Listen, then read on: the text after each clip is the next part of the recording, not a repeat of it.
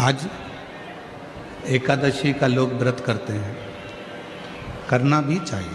हमारी इंद्रियां हमारे संयम में नहीं होंगी तो हम कितना भी व्रत कर लें, हम कितना भी उपवास कर लें, हम चाहे कितने भी भूखे रह लें तो भी उस व्रत का फल नहीं मिलेगा। व्रत का फल कब मिलता है? जब हमारी इंद्रियां हमारे काबू में हो। कि नेत्र दिए रे तूने दाता बन के, नेत्र दिए रे तूने दाता बन के, और कभी नहीं दरस कियो दयालु मैंने अवगुण बहुत कियो, अवगुण बहुत कियो, दयालु मैंने अवगुण बहुत कियो। और मुख तो दिया रे तूने दाता बन के, मुख तो दिया रे तूने दाता बन के, कभी नहीं भजन कियो दयालु मैंने अवगुण बहुत कियो, कभी नहीं भजन कियो दयालु मैंने अवगुण बहुत कियो, अवगुण बहुत कियो दयालु मैंने अवगुण बहुत कियो। ये संसार सागर में आने के बाद यदि मैंने अपनी इंद्रियों को संयमित नहीं किया, संसार सागर में आने के बाद हमने अगर अपनी इंद्रियों को काबू में नहीं किया तो फिर ये मानव का देह बेकार, फिर ये मानव का देह बेकार। अगर हम अपनी इंद्रियों को काबू ना कर पाए, प्रेशर खोलो, प्रेशर नहीं आ रहा, अंदर भी नहीं आ रहा, बाहर भी नहीं आ रहा, अपनी इंद्रियों को काबू करा तो समझो कि हमने एकादशी का व्रत किया। कई लोग प्रदोष का व्रत करते हैं, हम उनसे कहते हैं कि आपने अपने कितने दोषों को समाप्त कर दिया। प्रदोष का व्रत कब सफल है? जब आप अपने दोषों को समाप्त करो। मैं गुस्सा नहीं करूंगा, गलत व्यसन नहीं करूंगा, गलत बात नहीं बोलूंगा, गलत चीज नहीं खाऊंगा, अपने दोषों को समाप्त करो। और जब हम अपने दोषों को समाप्त करते हैं, जब हम अपने दोषों को बिल्कुल शून्य पर लाकर छोड़ देते हैं तो समझो कि हमारा प्रदोष का व्रत सफल हुआ। तब समझें कि हमने प्रदोष का व्रत किया। हमारे भीतर के दोष समाप्त नहीं हो रहा है और हम सोचें कि व्रत कर लें उससे भगवान राजी हो जाएगा, नहीं हो सकता। बोल बम का नारा है सारी समस्या का हल, श्री शिवाय श्री शिवाय। अपने भीतर के दोष को जिस दिन हमने समाप्त किया उस दिन परमात्मा हमको मिले। भक्ति, विश्वास, ये दो चीजें हैं। कितनी भी भक्ति कर लो, कितना भी भजन कर लो, कितना भी कीर्तन कर लो, कितना भी मंत्र जाप कर लो, कितना भी स्मरण कर लो, अगर तुम्हारा विश्वास तुम्हारे परमात्मा के प्रति नहीं है तो फिर तुम्हारा कीर्तन करना, तुम्हारा भजन करना, तुम्हारी भक्ति करना बेकार।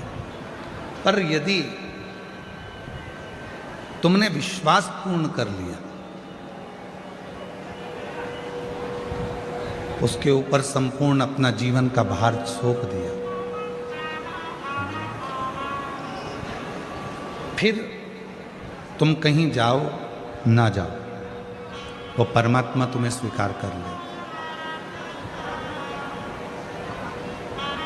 आज से 25 साल पहले का एक टीवी पर एड चलता था। कोई ये भड़काएगा, कोई वो भड़काएगा, कोई कुछ कहकर जाएगा, कोई कुछ कहकर जाएगा, कोई कुछ बोल कर जाएगा। भाई भाई में षड्यंत्र चल रहा है, बहन भाई में षड्यंत्र चल रहा है, बहू सास में षड्यंत्र चल रहा है, देवरानी जेठानी में षड्यंत्र चल रहा है, पड़ोसी अड़ोसी धड़ोसी सब में षड्यंत्र चल रहा है।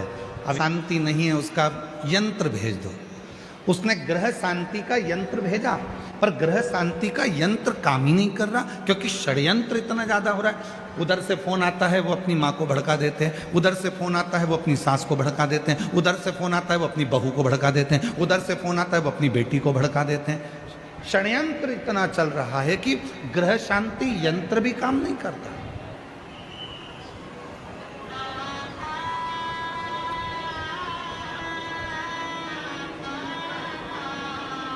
वो ग्रह शांति यंत्र भी काम नहीं करेगा अगर षड्यंत्र है तो। फिर किसी ने कहा कि महाराज जी हमारे घर में वास्तु दोष हो गया। वास्तु दोष हो गया, तुमने इधर की सीढ़ी तोड़वा कर उधर सीढ़ी लगवाई, तुमने दुकान बदल कर देख ली, तुमने घर बदल कर देख लिया, तुमने रिश्तेदार बदल कर देख लिए, तुमने घर की दिशा बदल कर देख ली, तुमने सोने का पलंग बदल कर देख लिया, तुमने रसोई घर बदल कर देख लिया।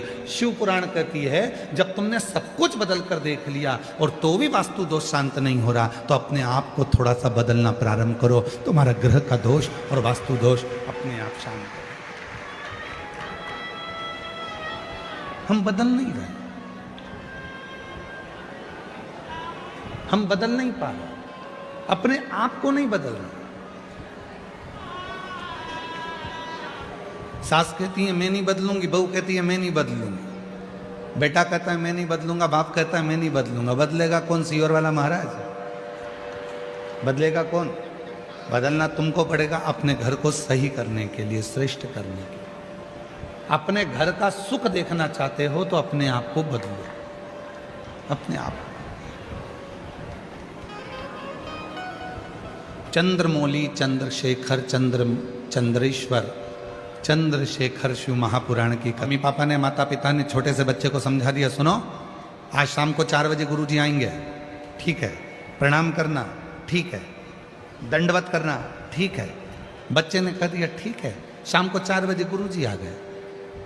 माँ ने अपने बेटे को बुलाया, बेटे को बुलाकर कहा चलो गुरुजी को प्रणाम करो। बच्चा कहने लगा नहीं करना। माँ ने फिर कहा गुरुजी को प्रणाम करो, अपने गुरुजी हैं प्रणाम करो। बेटा कहने लगा नहीं करना। इतने में माँ ने फिर बेटे को बुलाया, गुरुजी को प्रणाम करो, नहीं करना। माँ ने 2 थप्पड़ दिए, गुरुजी हैं प्रणाम कर, नहीं करना।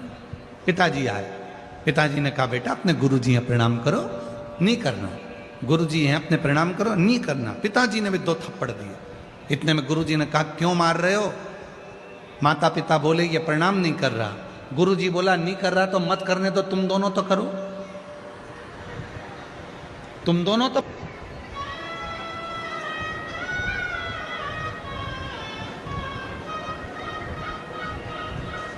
नूतन वर्ष आ रहा है,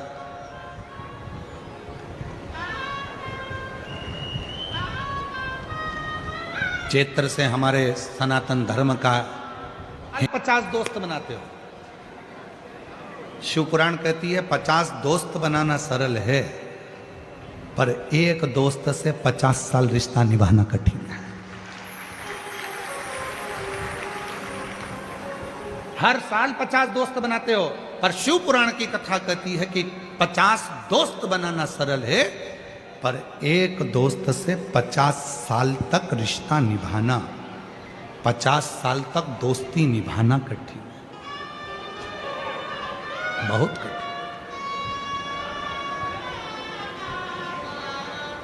आजकल एक नया काम चालू हो गया, शादी की सालगिरह 25 क्या बोलते हैं उसको, है क्या बोलते हैं, सिल्वर जुबली।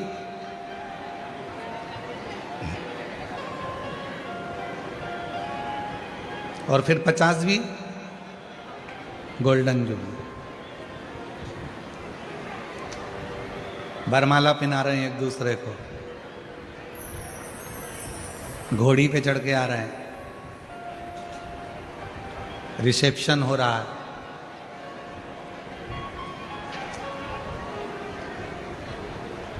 हमारे एक यजमान है सीहोर में, श्री राजेंद्र जी अग्रवाल ब्यावरा वाले, उनकी शादी की सालगिरह थी 50, मना नहीं है, पर निवेदन है उस जुबली के साथ में, उस जुबली के साथ में किसी प्राचीन मंदिर में, तुम्हारे गांव के मंदिर में, तुम्हारे शहर के मंदिर में, कहीं मत जाओ, अपने भुसावल के मंदिर में, अपने शहर के मंदिर में, अपने जलगांव के मंदिर में, अपने गांव के मंदिर में, किसी मंदिर में जाकर जो तुम सिल्वर और गोल्डन जुबली मनाना चाहते हो, उस दिन उस मंदिर की पुताई करवाओ, सफाई करवाओ, मंदिर का डेकोरेशन करवाओ और शिव जी का अभिषेक करवाओ, तो सिल्वर जुबली, तो गोल्डन जुबली।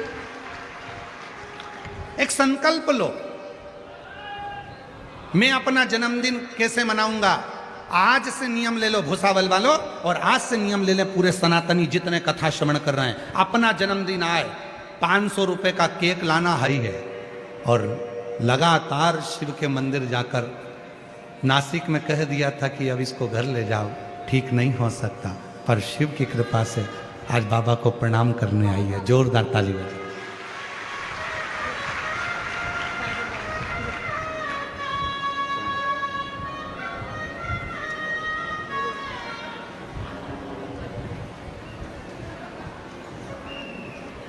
महादेव नमन चरणों में स्वीकार कीजिए, सबका किया है मेरा भी उद्धार कीजिए, उद्धार कीजिए। हे त्रिपुर हो जाए पूरी कामना, उपकार कीजिए, सबका किया है मेरा भी उद्धार कीजिए, उद्धार कीजिए। हे त्रिपुंडधारी,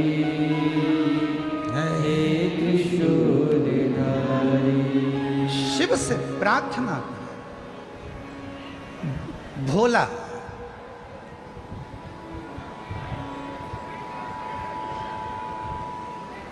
शंभू बहुत सारा, उसने देखा कि मंदिर में बहुत कचरा है, मंदिर में बहुत सारा थोड़ा गंदा हो रहा है, उसने सफाई कर गया, फिर अपने सेठ जी के यहाँ सफाई करने, रोज मंदिर जाता, मंदिर में सफाई करता, फिर सेठ जी के यहाँ, मंदिर में जाता, फिर सेठ जी के यहाँ। अब तो एक समय ऐसा आ गया कि मंदिर में समय ज़्यादा लगने लगा और सेठ जी के यहाँ समय कम दिखने लगा। क्रोध आ गया सेठ जी को, गुस्से में लाल हो गया सेठ। लिंग पुराण की कथा कर रही है, शिव महापुराण की कथा कर रही है। सेठ जी ने हाथ पकड़ा उसको, घर से बाहर निकाल दिया। भूखा मरता है, मेरे घर से तेरा घर चलता है, तनख्वाह देता हूं तेरे को, रोटी देता हूं तेरे को, जब भूखा मरेगा तो मालूम पड़ेगा कहां समय पास करता है। शंभू के मुख से निकल गया, भोला के मुख से निकल गया, सेठ जी जब आपके दरवाजे पर आता हूं उसके पहले मंदिर पड़ता है शिव जी का, थोड़ा कचरा दिखता है तो सुबह सुबह मैं वहां पर झाड़ू पोछा कर आ जाता हूं। झाड़ू पोछा तो मैं आपके यहाँ भी करता हूं तो वहां भी कर देता हूं।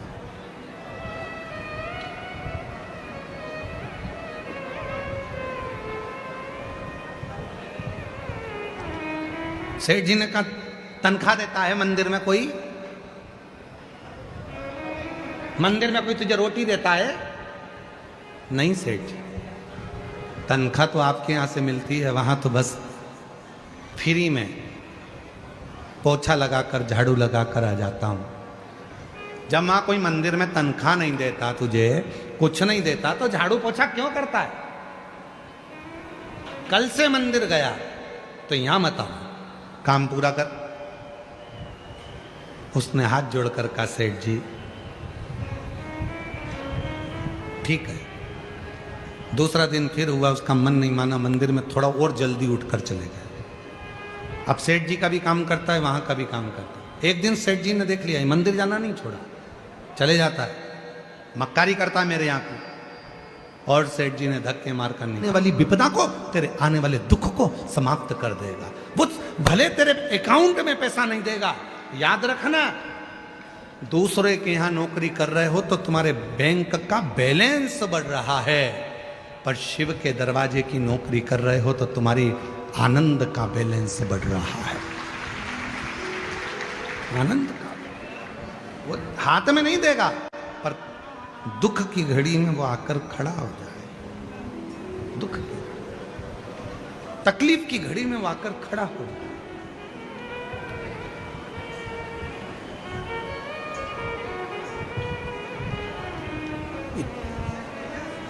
और वो तकलीफ की घड़ी में जब वो आता है, दुख की घड़ी में जब वो आता है, और अब दया करो है भोलेनाथ, मस्त रहूं तेरी मस्ती में, अब दया करो है भोलेनाथ, मस्त रहूं तेरी मस्ती, अब दया करो है भोलेनाथ, रहूं तेरी मस्ती में, अब दया करो रे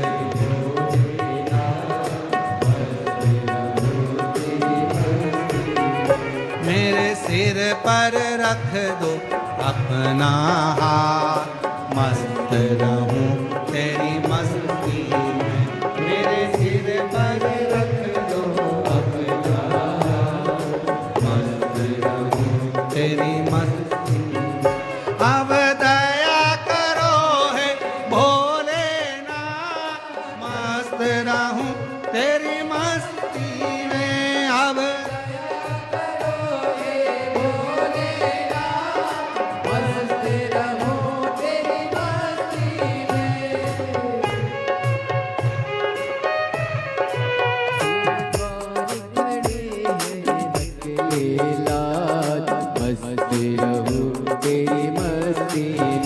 तेरे द्वार खड़े हैं, रख ले लाज, मस्ती रहूं तेरी मस्ती में, मैं तो झूम झूम के नाचूं आज, मस्ती रहूं तेरी मस्ती में, मैं तो झूम झूम के नाचूं आज, मस्ती रहूं तेरी मस्ती में, अब दया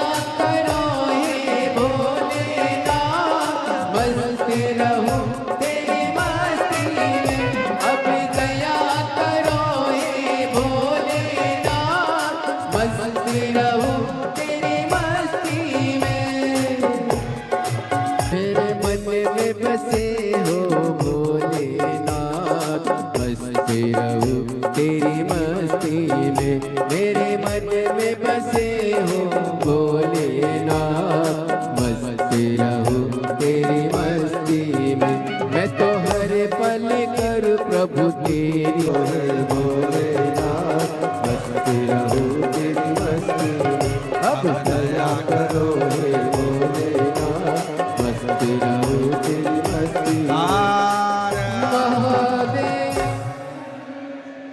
अपने स्थान पर बैठकर बाबा देवज्ञ महादेव को अपने मन का भाव करिए, हृदय से प्रार्थना करिए, निवेदन करिए, विनय करिए, विनती करिए। जहाँ जगह मिले वहाँ बैठकर बाबा को अपने मन का भाव कर हृदय से प्रार्थना करें। आज कथा की शिवरात्रि है, बहुत दूर दूर से आप लोग आए हैं। बाबा को अपने मन का भाव कहने दिल से, बाबा को अपने मन का भाव कहें, प्रार्थना करें, निवेदन करें, विनय करें, विनती करें, हृदय से बाबा को पुकारें, दिल से बाबा को अपने मन का भाव कहें, प्रार्थना करिए, निवेदन करिए, विनय करिए, साथ में बोलिएगा, प्रार्थना करिएगा, सभी लोग साथ में बाबा को प्रणाम प्रदान करें। हृदय से प्रार्थना करिएगा, सभी लोग साथ में बोलिएगा।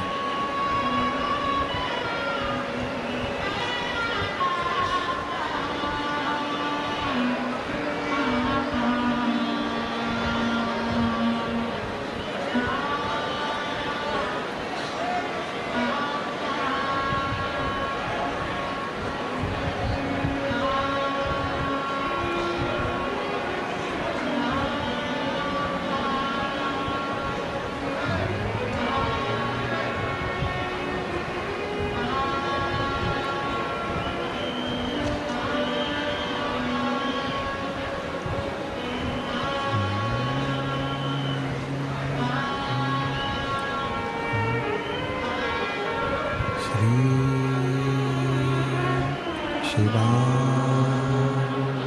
नमस्तु श्री शिवाय नमस्तु श्री शिवाय नमस्तु श्री शिवाय नमस्तु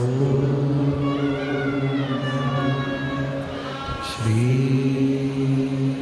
शिवाय नमस्तु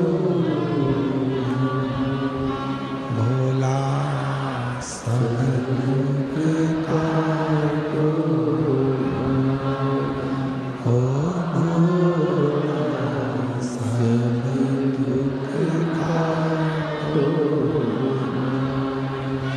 शिव शंकर तेरी माला भोले बाबा तेरी माला भोला सब कर रहे हैं। भोला शंभू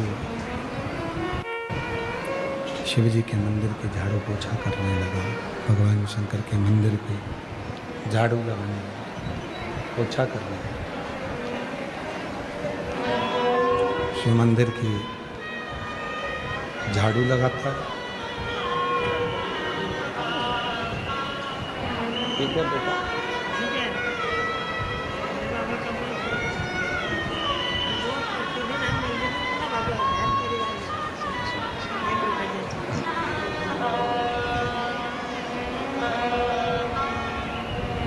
भोला इतना भोला है, शिव मंदिर में जाता है।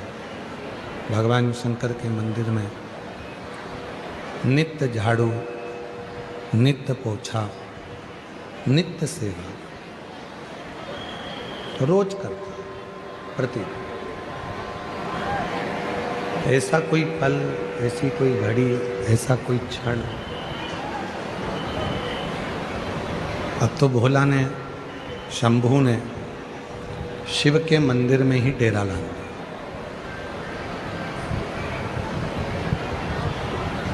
बहन एक दिन पूछी अपने भाई से, भैया तू काम क्या करता है? तो भाई ने कहा कि सेठ जी के यहाँ से तो मुझे निकाल दिया गया है, अब मैं सेठ के यहाँ तो काम नहीं करता, पर शिव जी के मंदिर में जाता हूँ। भगवान देवादिदेव महादेव के मंदिर में जाकर, भगवान शंकर के मंदिर में जाकर उनकी झाड़ू पोछा करता हूँ। शिव के मंदिर में जाता हूँ, वहीं पर जाकर कुछ सेवा करता हूँ। तब भोजन कौन देगा? पेट कौन भरेगा? कौन हमको खाने? जल नहीं है, ये तुम्हारा कल बदलेगा। केवल जल नहीं है, तुम्हारा आने वाला कल शिव को चढ़ाया गया जल एक दिन आने वाला कल बदलेगा। जो और उस दिन तुमको समझ में आएगा कि हमने भगवान को एक लोटा जल चढ़ाया तो उसका फल कितना फल है उसका लाभ कितना मिलता है, ये उस दिन समझ में आएगा।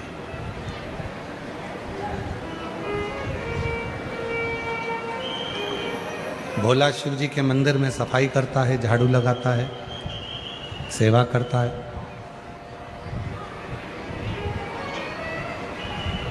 ये शिव के मंदिर में लगा है। और जो बात हमने पहले कथा में कही आज फिर कह रहे हैं,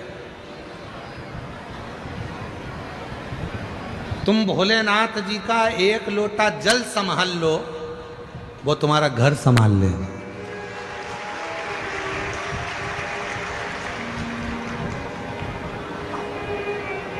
तुम एक लोटा जल संभाल लो, तुम बाबा का एक लोटा जल संभालो, बस उसके मंदिर जाना चालू कर दो, वो तुम्हारा घर संभालेगा।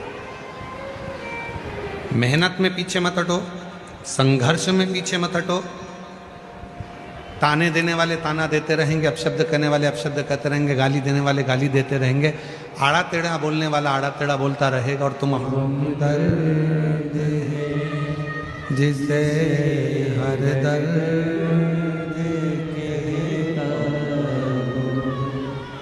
भोला शिव के मंदिर को संभाल रहा है, शंकर भगवान के मंदिर में सेवा कर रहा है, चाकरी कर रहा है, शिव के मंदिर में सेवा में लगा हुआ, चाकरी में लगा हुआ, और उसका घर देवादिदेव महादेव, उसका घर भगवान शिव संभाल रहा। आप उसके आश्रित तो हो।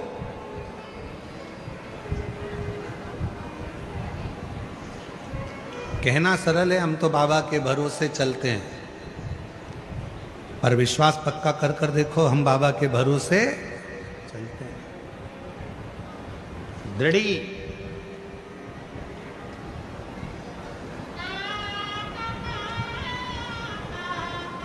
पूर्ण भरोसा।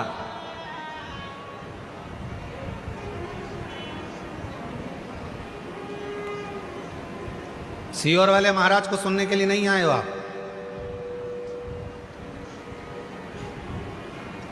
आप उस देवादिदेव महादेव से बात करने के लिए आए। सीहोर वाले महाराज को सुनने के लिए तो तुम टीवी के सामने भी बैठ सकते हो, पर पंडाल में यदि आए हो तो अपने बाप से, अपने पिता से, अपने दिल की बात कहने के लिए आए हो, अपने मन की बात कहने के लिए, अपने बाप से शंभू, अपने बाप से, अपने पिता से मन की बात कहने के लिए, हृदय की बात करने के लिए, अपने बाबा से अपने मन की बात करने के लिए।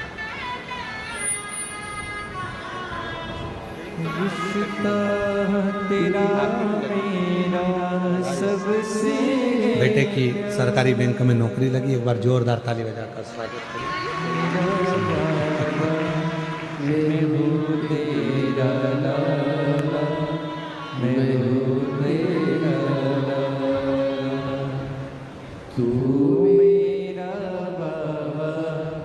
शिव को मन से, जब हम दिल से बाबा को अपने मन का भाव कहते हैं, प्रार्थना करते हैं, विनय करते हैं, निवेदन करते हैं, विनती करते हैं, तो बाबा उसको स्वीकार जरूर करता, स्वीकार करता। भोला मंदिर जावे, शिव जी उसके घर जावे। एक भिक्षुक का रूप रख लिया मेरे भोलेनाथ ने, और भिक्षुक का रूप रखकर मेरे भोले बाबा भोला के घर पर पहुंच गए। जिस थाली में भोजन लेकर आई थी बहन, उसी थाली को ऐसा कर दिया मेरे भोलेनाथ ने कि वो थाली खाली ही नहीं होती है और भंडार भरती चली जाती है। शिव उदार है। चंद्रदेव उसको समझ नहीं पाए थे। शिव उदार है, चंद्रदेव उसको समझ नहीं पाए।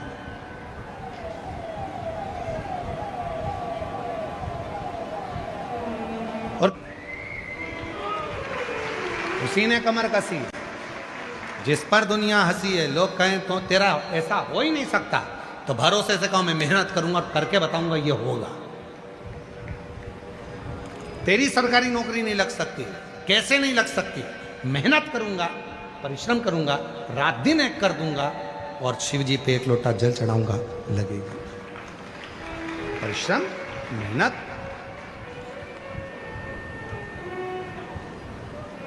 नंदी पर हंसते थे, खूब हंसते थे।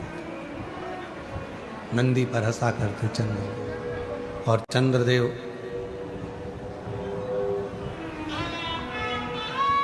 जब नंदी पर हंसते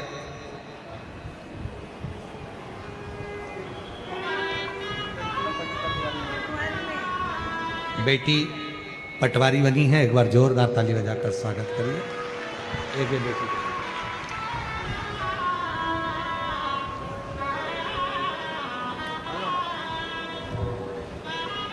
चंद्रदेव नंदी पर हंसते थे। नंदी भगवान शिव की साधना में, नंदी भगवान शंकर की आराधना में लगा।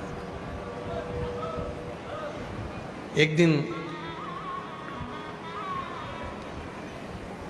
चंद्रदेव कभी भी नंदी के सामने नहीं रहे, कभी भी। पर आज जब नंदी भगवान शिव की पूजन की तैयारी कर रहा था, भगवान शंकर के पूजन की तैयारी जब नंदी कर रहा था, तब चंद्रदेव वहाँ व्रत करते हैं। उनसे हम हमेशा एक बात कहते हैं, व्रत आप कर रहे हो तो प्रसाद आप बनो। भले थोड़ा सा आटा सेक लो, घी डालकर, उसमें पानी डालकर, शक्कर डालकर सीरा बना लो, रवा का सीरा बना लो, खीर बना लो, कुछ नहीं तो मीठा पुआ बना लो, कुछ नहीं तो मीठा भजिया बना लो, कुछ नहीं तो मीठा गुलगुला बना लो, कुछ नहीं तो मीठा पुआ बना लो, कुछ नहीं पूरण पोली बना लो। पर अपने हाथ से जो पशुपति व्रत करने वाली माताएं होती हैं, बेटियां होती हैं, बेटे होते हैं, शिव चंद्रदेव को और अभिमान आ गया। चंद्रदेव को लगा कि मैं बड़ा सुंदर हूं, औषधि का देने वाला हूं, अमृत तत्व को जानने वाला हूं, इसलिए मुझे प्रणाम कर रहा है। पर नंदी ने प्रणाम क्यों किया? शिव महापुराण की कथा कहती है, शिव मंदिर के 3 स्थान ऐसे हैं जहां पर बैठकर केवल बैठ जाओ तो भी फल मिलता है। शिव मंदिर के, शिव धाम के, शंकर के मंदिर के 3 स्थान ऐसे हैं जहां बैठ जाओ, कुछ मत मांगो, कुछ मत बोलो तो भी फल मिल जाता है। कौन से 3 स्थान बताए? तो वर्णन किया तुमरुका जी ने चंचुला देवी को। पहला, मंदिर में जहां से बहकर जाता है, जहां से भी बहकर जा रहा है, आपको उससे मतलब नहीं, बस जलाधारी जो पानी बहकर जा रहा है, इस जलाधारी के ठीक विपरीत दिशा में, उत्तर में पानी बह रहा है तो दक्षिण में आप बैठे। ये जलाधारी जिस साइड बह रही है उसी ओर मुख कर कर आपको इधर बैठना है, इधर मुख कर कर शिवलिंग की ओर मुख कर कर। ये दूसरा स्थान बताया। ये जो स्थान है ये माता लक्ष्मी का स्थान है। ये जो स्थान है कुबेर का स्थान है। ये जो स्थान है सारी सिद्धियों का स्थान है। अष्ट सिद्धि नवनिधि इसी स्थान पर बैठकर भगवान शंकर से वर प्राप्त करती है। ये वो स्थान है जहां बैठकर आप कोई मंत्र भी नहीं पढ़ोगे, कुछ बोलोगे भी नहीं, बैठने पर ही आपको फल की प्राप्ति होना प्रारंभ हो जाती है। ये दूसरा स्थान स्वयं तुमरुका जी ने चंचुला देवी को कहा, ये द्वितीय स्थान। और शिव मंदिर का तीसरा स्थान, भगवान शंकर के मंदिर का तृतीय। सुनकर खुशी होगी कि कुबेरेश्वर धाम के प्रांगण में, कुबेरेश्वर धाम के प्रांगण में 4 नंबर और 5 नंबर गेट से आप कुबेरेश्वर धाम के मंदिर के अंदर ही अपनी गाड़ी खड़ी कर सकते हैं निःशुल्क। पार्किंग का कोई पैसा आपको देना नहीं, मंदिर के अंदर ही गाड़ी जाती है। बस आपको 4 नंबर 5 नंबर गेट पे पहुंचना है और वहां से मंदिर को अंदर गाड़ी को प्रवेश करो। बड़ी बड़ी बसें भी लगाने के लिए हमने वहां पर सुविधा कर दी है कि बसें अंदर खड़ी हो जाएं, सब अपना भोजन बनाए, वहीं पर खाएं। जिसको भोजन बनाना है भोजन बनाए, नहीं तो भोजन तो बाबा का भंडारा चलता है सबके लिए। कोई बस का शुल्क नहीं लगना है, तुम्हारी गाड़ियों का शुल्क नहीं लगना है। मंदिर प्रांगण में 4-5 नंबर गेट से अंदर करेंगे, गाड़ियाँ निशुल्क पार्किंग आपको वहां प्राप्त होगी, किसी को रुपया देने की जरूरत नहीं, 1 रुपया भी। आराम से आप लोग वहां गाड़ी खड़ी करें, रुद्राक्ष लें, खाओ पियो, बाबा के घर आयो, अपने पिता के घर आयो, भजन, कोई नहीं।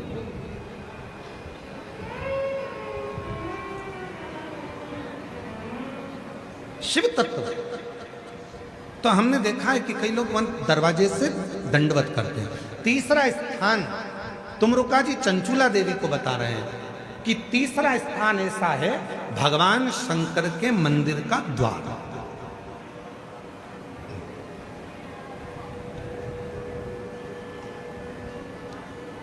शिव मंदिर का द्वार,